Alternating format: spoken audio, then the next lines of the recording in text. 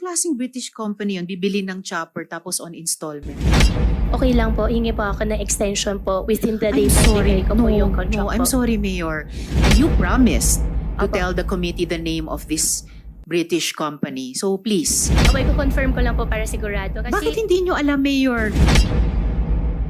Pagkatapos nung nakaraang hearing, kumontak po kami sa CAAP. Active pa po ang registration ng chopper nyo na nasa pangalan nyo. Yes po, Your Honor. So can you explain this? Bakit sinabi nyong binenta nyo na ito samantalang lumalabas, kayo pa rin yung may-ari?